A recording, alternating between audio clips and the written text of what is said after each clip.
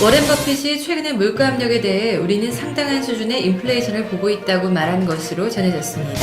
자체 블록체인인 비체인 토르를 기반으로 한 공급망 플랫폼 비체인이 중국에서 인기몰이를 하고 있는 것으로 나타났습니다. 4월 마지막 날 암호화폐 시장은 오후 들어 대다수 종목의 상승세가 강해지며 마감했습니다.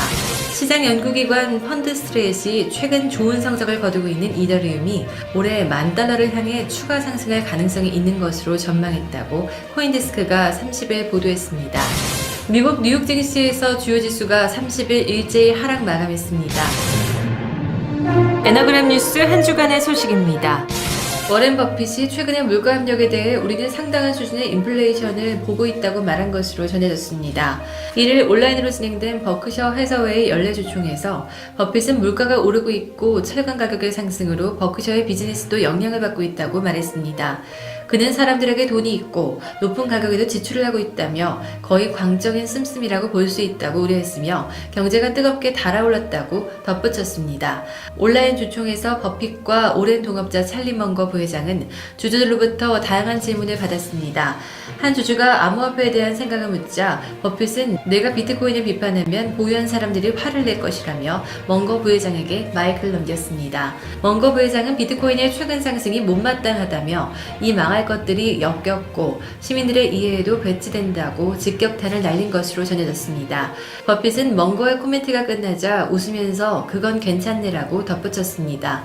버핏과 먼거는 암호화폐에 대한 일관되게 부정적인 입장을 나타냈으며 버핏은 과거에도 비트코인이 신기류 같은 것이라며 독약이라고 말한 바 있습니다. 자체 블록체인인 비체인 토르를 기반으로 한 공급망 플랫폼 비체인이 중국에서 인기몰이를 하고 있는 것으로 나타났습니다. 비체인의 특징은 개인 사용자가 더 많은 통제권을 가지고 주문한 물건이 제대로 배송되고 있는지 투명하게 추적할 수 있으며 비체인과 비체인 토르 두 개의 토큰을 사용하고 있는 것으로 전해졌습니다.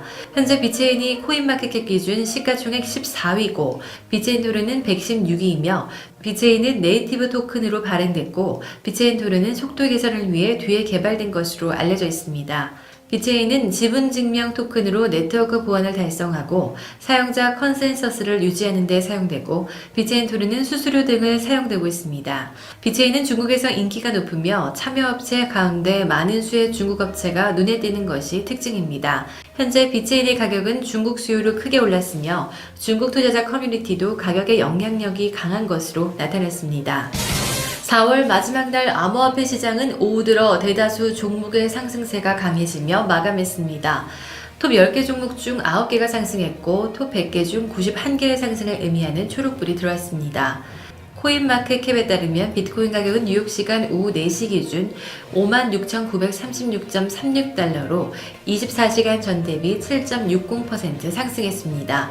이더리움 1.79%, 바이낸스코인 7.54%, XRP 16.04%, 카르다노 3.89%, 도지코인 7.59%, 폴카다 7.61% 상승했고 유니스왑은 0.05% 가격이 내렸습니다. 이 시간 암호화폐 시장은 시가총액은 2조 1,836억 달러, 비트코인의 비중은 48.8%를 기록했습니다. 시장 연구기관 펀드스트레잇이 최근 좋은 성적을 거두고 있는 이더리움이 올해 $10,000를 향해 추가 상승할 가능성이 있는 것으로 전망했다고 코인데스크가 30일 보도했습니다. $10,000,000는 이더리움의 현재 주가보다 약 3배 높은 수준으로 이더리움은 뉴욕 시간 30일 오후 3시 22분 24시간 전 대비 2.04% 오른 2,778.39달러를 가리켰습니다. 이더리움은 전날 2,796.05달러 전진, 새로운 사상 최고가 기록을 수립한 뒤 상승폭을 일부 반납했습니다. 펀드스트레잇은 새 보고서에서 우리는 2020년 4월부터 유지해온 비트코인 대비 이더리움의 비중 확대 의견을 고수한다고 밝혔습니다. 펀드스트레잇은 이더리움 네트워크에서 새로운 금융 앱들이 개발되고 있으며 이들 앱의 규모가 지난 몇 년간 크게 성장했다는 점에서 이더리움의 강세 입장을 취하고 있습니다. 펀드스트레잇은 이번 보고서에서 또 비트코인이 연내 10만 달러 그리고 전체 암호화폐 시장 시가총액이 5조 달러에 도달할 것으로 내다봤습니다.